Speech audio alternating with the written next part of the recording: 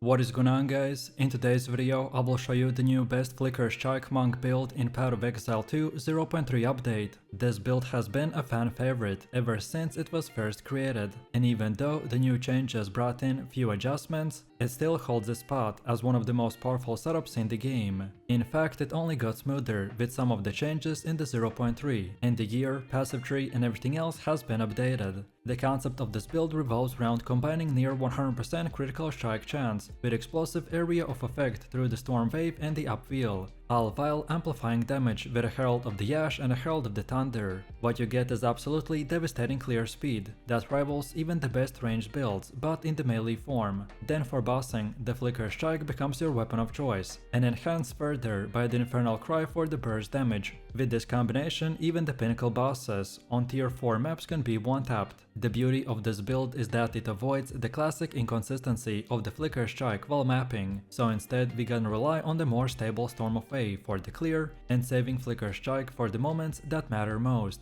between energy shield recharge, instant flask recovery, and the chaos and damage over time immunity, and even multiple defensive mechanics layered on the top. Our sustain feels incredibly smooth, so in short you get everything you could possibly want: explosive clearing power, unmatched boss damage, consistent sustain, and a character that can survive the hardest content. And remember, if you want to track this build, look up the best items, the skill trees and path of building, then check my link in the description. And before we continue, thanks to U4GM. They are a pro website that provides PoV2 services like cheap currency, then even to trade all types of quality items and gems and much more. They have also more than 20,000 positive comments on Trustpilot, and this website is really worth a try. So make sure to use my discount code KAID for extra 6% off. So let's start with the core of our build, which is the active skill setup. For general mapping, the Storm Wave combined with the Upwheel and the Pinpoint Critical will deliver the bulk of your AoV damage. This ensures that you're moving down the packs at a high speed while maintaining excellent clear radius. The key here is the synergy between the Storm Wave's natural training effect and the Upwheel's destructive coverage, by creating a near constant storm of the critical hits. Against bosses, the Flicker Strike will become the centerpiece. It's paired with the Infernal Cry, and when everything aligns, you're able to deal enough burst to delete even the tier 4 pinnacle bosses in just 1 or 2 hits. With the right timing, you can effectively one-tap these encounters without giving them a chance to retaliate. Generating charges is a critical aspect of this build, and it functions slightly differently depending on the content. In maps, the charge generation is automatic through the cast on critical and the profane ritual combo. You'll never have to worry about running out of charges mid-clear, and this also feeds into the sustaining your charge staff uptime for utility. Then for boss fights, the things get a little more involved.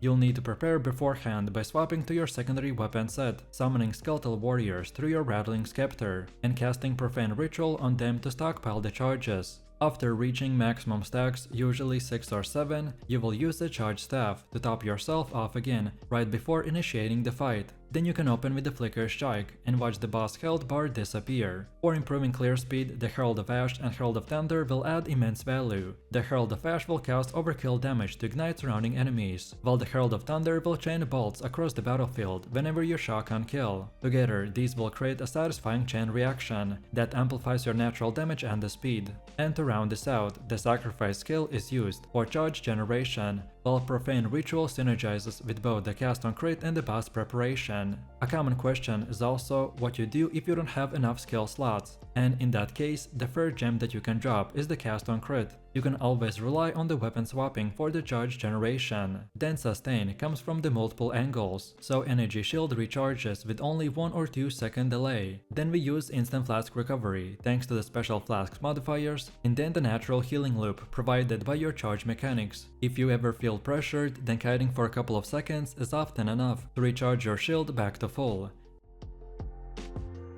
Now let's talk about the passive tree, because this is what really transforms the build. Our setup is specifically made to push critical strikes as high as possible. Almost every notable related to the crit chance and the crit multiplier in our path is worth taking, and the build naturally invests heavily into them. You want to prioritize critical strike chance nodes over the damage nodes, if you're not capped yet, and consistency is more important than the big numbers in this case. Once your crit chance is secured, then multiplier nodes will become the key, by scaling your damage further. Then Jevels play a huge part here. You'll want multiple Jevels with critical strike chance as well as 2% mana recovery on the kill. Having 2 or 3 of these will solve mana issues entirely, while adding even more DPS. Then to push your critical strike chance towards 100%, rare Jevels with the bonus crit are mandatory. Mana management otherwise will come from running Clarity, rolling mana regeneration on at least one of your rings, and investing into the mana flask with a high charge cost, as these are really easy to spec into early on if needed.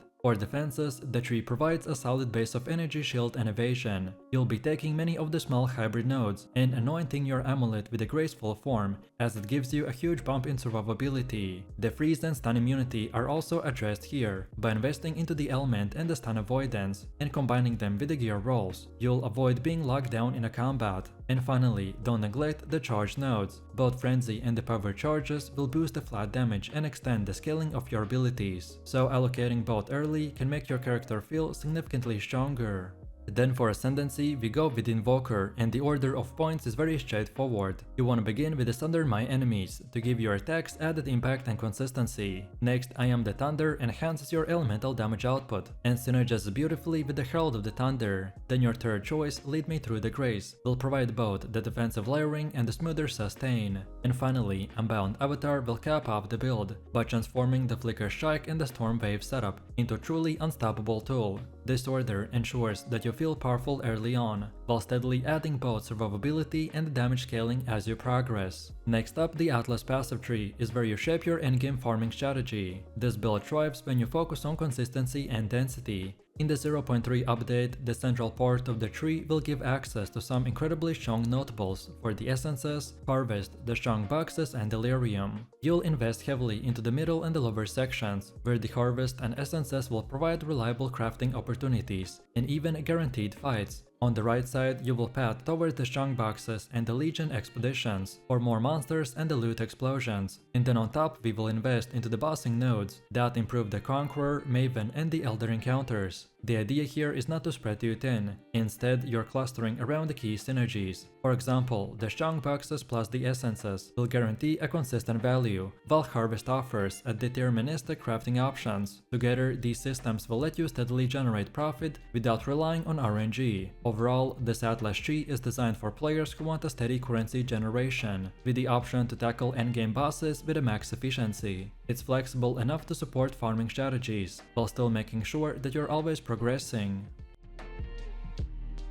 Next up we have gear, which is always a huge part of any build. Your weapon is the most important piece, so look for high physical damage combined with the elemental damage with the attacks. Suffixes should focus on increased melee gem levels, critical strike chance, and the multiplier. Ideally, your weapon should have at least 11% base crit chance to ensure that the tree investment will pay off. If you can afford the top tier option, then prioritize critical strike damage runes. On the weapon swap, you will need a Rattling Scepter, or equivalent to summon skeletons for the Judge generation. This is crucial for the pinnacle bosses, so pair this with the support gems to lower the strength requirements and maximize the skeleton count. The chest armor should stack as much energy shield as possible. The more energy shield you have, the smoother your sustain loop becomes. The helmet should also prioritize the energy shield, ideally reaching somewhere around 350 to 400, while offering resistances and some critical chance. Gloves are damage focused, so attack speed, lightning or fire damage, and melee gem levels will all contribute massively.